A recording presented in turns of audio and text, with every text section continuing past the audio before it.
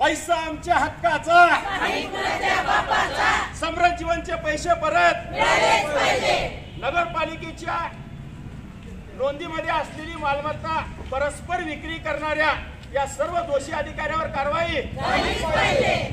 समृद्ध जीवनची मालमत्ता कांता ब्रिजलाल मोदानी यांच्या नावाने झाली कशी याची चौकशी झालीच पाहिजे। सर्व समृद्ध जीवन पीडितांना न्याय मिळालाच पाहिजे। पैसा आमचा हक्काचा, नाही कुणाच्या बापाचा।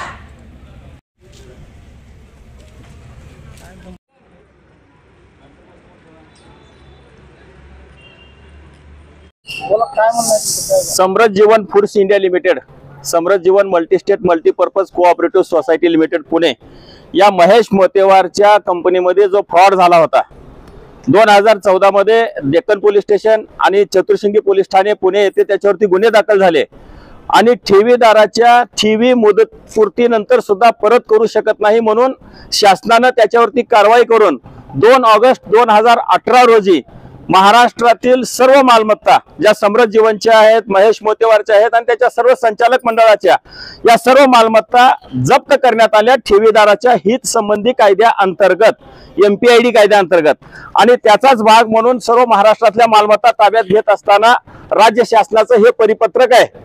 त्या परिपत्रकाच्या अनुषंगाने धाराशिव शहरामधील धाराशिव नगरपालिकेच्या हद्दीतील एक मालमत्ता आहे, घर number 26/138/2, city survey number 3134, survey number 236/1, 1075 चौरस फुटाचा हा बंगला आहे। हा बंगला समृद्ध फूड्स इंडिया लिमिटेड तर्फे विनोद पांडुरंग माळी यांच्या नावाने आहे। तो MPIDच्या यादीमध्ये जप्त करण्यात आलेला आहे।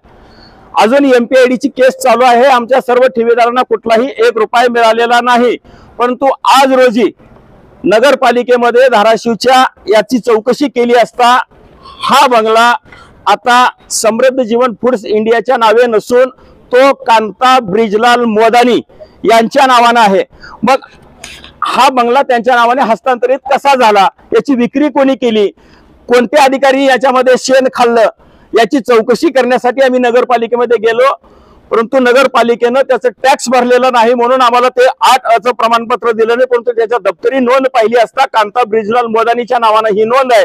तर अशा प्रकारे या सर्व गोरगरीब लोकांचा पैसा मिळणं बंधनकारक असताना आमच्या सर्व ठेवी परत मिळाव्या यासाठी या सर्व मालमत्ता ताब्यात घेतल्या असताना अशा प्रकारे फ्रॉड करून ह्या विक्री करणाऱ्या लोकांची चौकशी करावी आणि यांच्यावर गुन्हे दाखल करावे आणि या सर्व मालमत्ता परत घेऊन याची विक्री करून आम्हा सर्व लोकांना न्याय द्यावा, यासाठीच आम्ही आज धाराशिवचे जिल्हाधिकारी यांना निवेदन देण्यासाठी सर्व समृद्ध जीवन पीडित लोक या ठिकाणी एकत्र आले आहोत।